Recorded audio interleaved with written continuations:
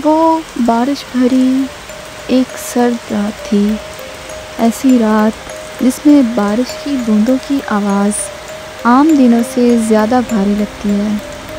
सारा एक young journalist थी। सारा के मामू को मरे आज 1 हफ्ता हो चुका था। वो अपने मामू के घर में मौजूद स्टोरेज रूम को साफ कर रही थी। सारा इस जगह पर बचपन से ही आने से गुरेज करती थी और कभी वो अपने मामू से इस जगह को देखने की ज़िद करती तो उसके मामू कोई ना कोई बहाना बनाकर टाल देते। उस स्टोरेज रूम में टूटा फूटा फर्नीचर पड़ा था। उसकी हालत काफ़ी खस्ता लगती थी।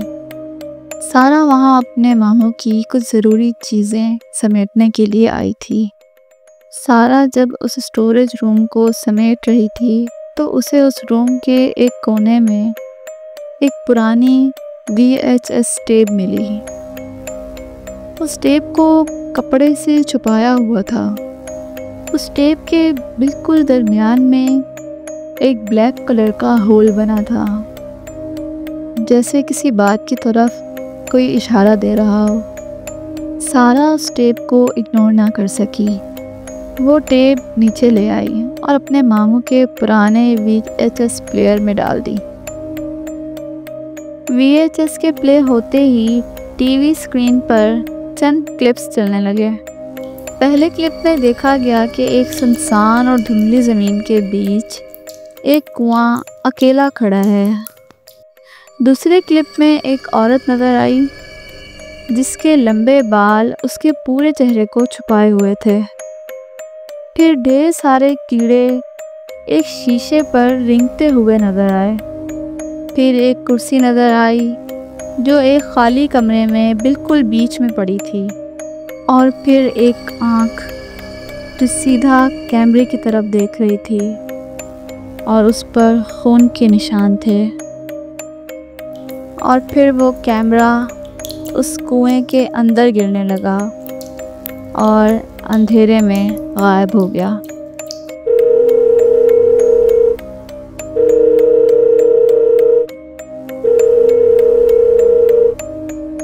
लाउंज में फ़ोन बजने की आवाज़ पर सारा चौंकी।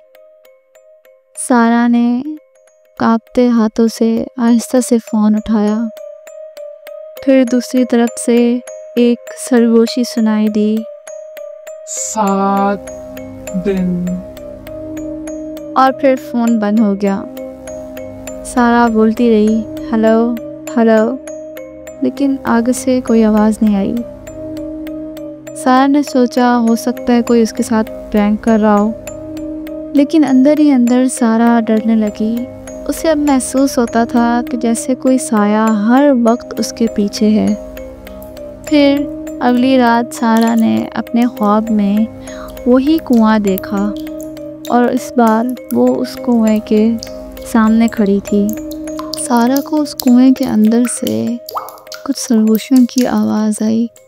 सारा ने जैसे ही उस कुएं में झांका तो उस कुएं के अंदर से 2 हाथ सारा को पकड़ने के लिए आ रहे थे।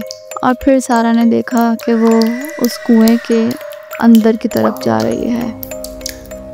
सारा ज़ोर ज़ोर से चीखती हुई उठ गई।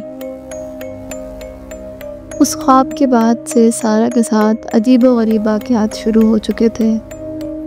खाली कमरों में जहाँ कोई ना होता उससे ऐसी सरगोशियाँ सुनाई देती जैसे बहुत सारे लोग बैठे बातें कर रहे हों। जब वो वहाँ जाकर देखती तो वहाँ कोई ना होता। उसके लाउंज में ऐसे लगता है कि जैसे बहुत सारे टीवी एक साथ चल रहे हों। फर्श पर खुद ब खुद से ही पानी आ जाता और छोटे छोटे तालाब बन जाते। इन सारे वाक़यात को 6 दिन गुजर चुके थे। छठे दिन की रात ठीक 3 बजे सारा को लगा जैसे कोई लाउंज में खड़ा उसे पुकार रहा हो। सारा सारा। सारा ने देखा कि वही टेप वाली लड़की इसके लाउंज के गेट के बाहर खड़ी है। सारा ने हिम्मत करके पूछा तुम कौन हो? और फिर उस खौफनाक लड़की का चेहरा सामने आया।